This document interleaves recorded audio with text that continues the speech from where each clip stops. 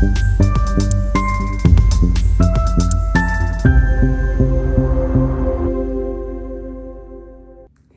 everyone, welcome to Designer Friends with Crawford Street. I'm Tanner. I'm Erin. And I'm Sam. And we are happy that you're here. Today we are talking about how to build an exterior color palette. This is something that we get asked a lot, where to start. Yeah. And the main things we're going to tell you, the most important thing is take into consideration everything that is going to be there already. The grass, what kind of landscaping, how much color or greenery you have surrounding your house, or if there's another house right next to your house, then sun and shade. Shade, right? I mean, like if your houses are right next to each other, please know that that's going to be in the viewer's peripheral vision, so that could reflect some too. Absolutely. So, just be mindful of what you're already working with, and along those lines, whatever building components that you have that are going to stay, brick, stone, things that are not going to change, wood, like posts, concrete driveway, things like that. All of that's not going to change. Also, take that into consideration and actually consider that part of your color palette, because a good true color palette will have at least 4 colors on the exterior. Now, that's not to say that you can't just have 2 or 1. I'm not 1, 2 or 3, but I mean 1 would look very kind of like Gru-ish or something. From Despicable Me. Yeah. They're like, is that a color? Everyone's like Googling, showing me a color. But, we have had palettes where it was only 2 or 3 colors. But that really depends on how much detail your house has. So craftsman styles and even historic styles that have a lot of trim work or a lot of different details can handle more color than than a very modern house, a farmhouse, even modern farmhouse, that's very simplistic. So that's going to be, a different range of color that's coming in. So, but a good palette will have at least 3 to 4. And so if you have a brick or a stone or something that is really kind of prominent, take that into consideration. That is one of your colors. And so no matter what paint swatch or sample you get up on there, do it next to the brick, do it next to your stone, or hold it next to the brick and hold it next to the stone. We always tell clients, we send out multiple samples and we're like, hold this on one area that's not next to any brick or stone, hold it on area that is next to brick and stone, because it can play differently. And I want you to notice that, we want you to see that the brick and the stone is a big family player when you're talking about the exterior. Also do that at different times of the day, because your lighting plays huge in the way that the color reflects on other areas. So like your brick, if you choose to introduce a green and you have red brick, it could look very Christmassy depending on how they play together. Right. So. Like if the green is more vibrant and more saturated, yes, it could give off a very, when that sun's right on it, hello, that's Christmassy. However, if you just kind of mute that gray a little bit, and maybe highlight it with or be very intentional with the way that you're trimming it out, whether it needs to be highlighted or accented or deepened or muted even more.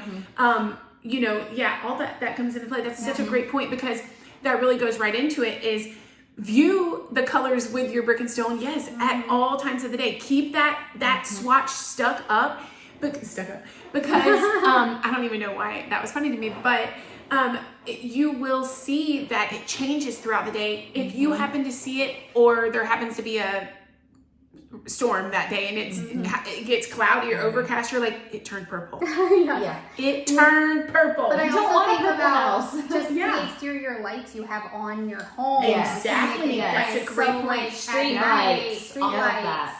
Yep. If you've paid a lot of money for the house lighting, the exterior lighting, get those up there. That's a great point. I mean, so daytime and nighttime, leave them up. Don't make a decision just very quickly. Sit with that. We always say live with these colors for a few days and see what you think. All sides of the house. All sides of the house, All right? sides. All sides, the different planes. You're viewing them, the different surroundings. One of them, you're seeing different houses in the background. You may have a bunch of trees in the back and no trees in the front. Like all of these things do come into play.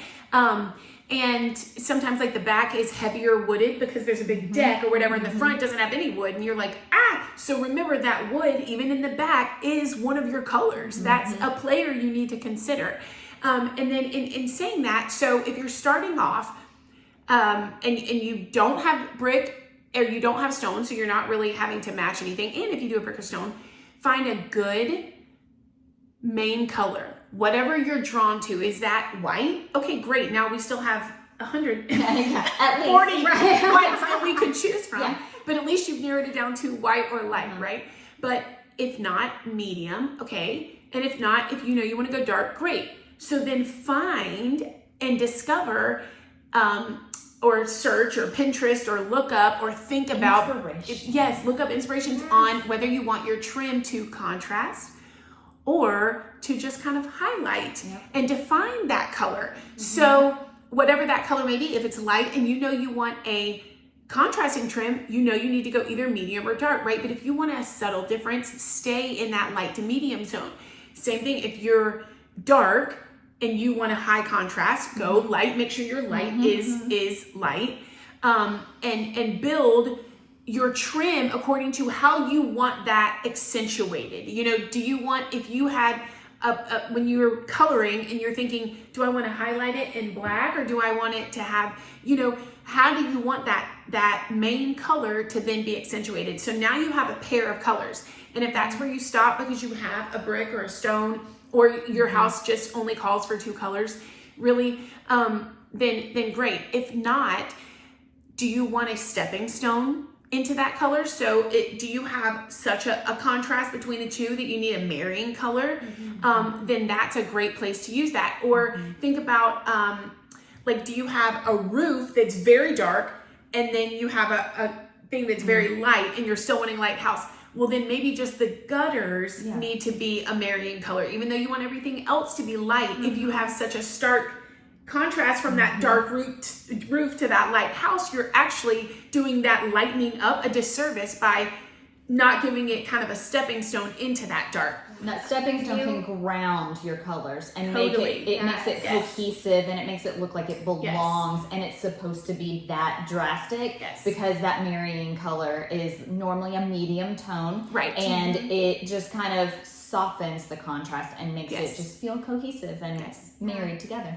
Tanner, you brought up a good point too. Like, think about the things that aren't changing on the outside of your home, and like roofs. Like, you're not often are you getting a new roof at the same time that you're painting the exterior. Yes. So you might fall in love with a color palette, and it just does not go well with the roof, or it washes out the roof, or the roof washes out the paint. Yes. So we didn't even mention the roof in the beginning, but that is definitely a component that you want to, especially if it slopes anywhere where you visually see that line, like that pattern and everything of the roof, then you definitely want to be mindful of which way does my roof pull? Is it multi-tonal? Because like we were just talking about a client with this today. If you pick a brick that has a very busy pattern, or if you are picking kind of a high contrast look, then be mindful. If your brick already if your roof already has a lot of variation in the roof, then you may want to tone down that or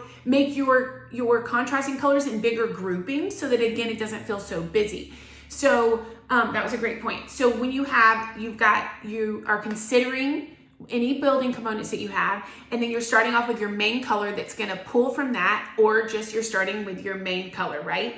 So here you've got your main color, your trim color, whether it's going to be light or dark, be a heavy contrast or a low contrast to that main color. Then you're adding in a marrying color where you might need that an accent color. This is where you could add a fun color. And then again, that fourth color sometimes is a warm where you needed a warm, or a shifting into cool where you needed that to happen. And again, where we use this fourth color is if you have a lot of detail, or say one part of your house is really shaded, and so we want to bring in something fun. Or we always say, don't forget about the unique places, like underneath the porch. Like where people are like, I never considered that I could do a funner color there. Yeah. Like a lot of people do the blue ceiling on their deck, on their porch and stuff like that. Right. Another place that you can introduce a fourth color is your front door and your shutters. Like if you have shutters on your house, then that can match your front door, or it can contrast with that. But it still needs to all be considered for sure. Right. And just don't be afraid to think outside the box. Like, again, your gutters don't even have to always match the downspouts if that's, what it doesn't call for. And your, shutters don't have to match your door, but they can match your garage door. Right.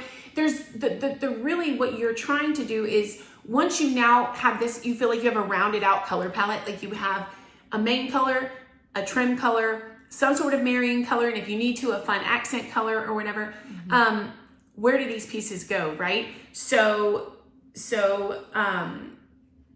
different places. I know they really could go so many different places, but like your garage door, if it faces the front of the house, know that that's going to make a huge impact versus if it's on the side. Right, that's a big piece of color. If it's on the front of your house. If it's on the side of your house, it's not as intimidating if you want to go dark or whatever. But keep that in mind, the placement of the pieces of your house and the style of your house. Yes. Like don't force a modern style on a traditional home. Yeah. You really have to think about what are those non-negotiables for your house or like your neighborhood even. Right. If you have an HOA. In your neighborhood, what you are able to do. But really thinking about those things that you can't change right now and it's not feasible for whatever reason. Right. And working with those, like garage doors can come in a variety of colors, and you want to make sure you're considering that along with the other things that are staying. Yes. And like, for real, take a picture of your house at first and sit with it and think, does it have a lot of linear elements going on? Does it have a lot of, like a stone that has a lot of geometric squares or whatever going on? Does it have board and batten that's very, linear? Or does it have corbels or arches that make it certain, and then how do you play around with that? How do you emulate that somewhere else or enhance that somewhere else on your palette?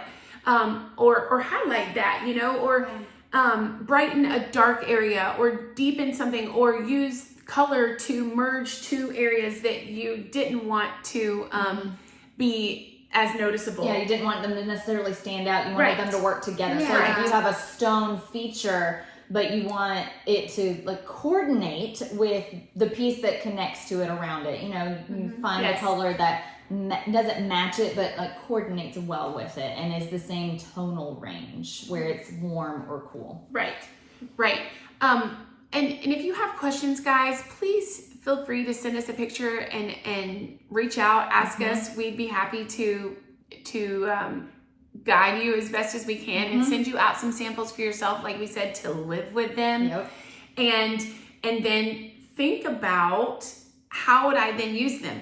Balance, right? Make sure that when you're thinking about where these colors now go, once you've built the palette, think about balance and symmetry and not putting dark color on something too bold or prominent unless you're really being mindful to balance that out in other places and things like that, which we're going to do so many more videos that we could just talk about it forever, but we really just wanted to start with the main basics of the colors. So be mindful of what's already there and what will stay.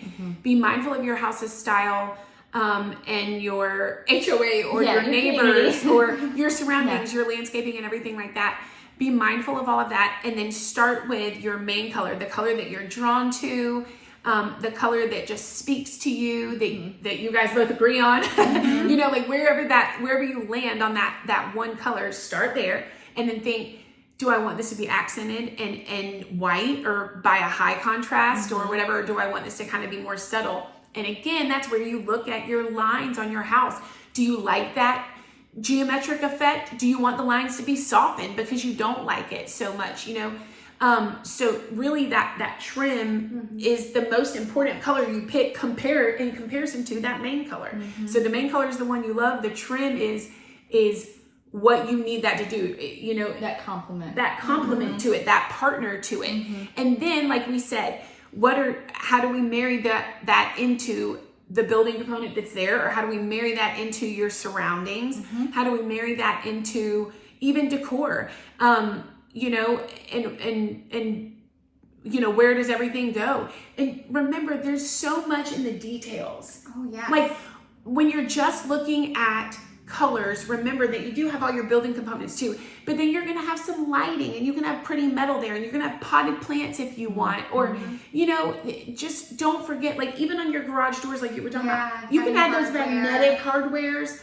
Like you can dress things up with the details. So when you're building these palettes and you think about, you know, these look great and this is what the house is going to look like, don't forget that just like at the end of your bomb outfit, you're also going to then add your jewelry, okay? You're going to have your accessories, and that's going to pull it all together. So we hope this helped you guys. We hope that you enjoy this video. And again, if you need help or want another pair of eyes looking at your project, then email us. And we hope that you subscribe so that we can talk to you next time. Yes, subscribe. Bye guys.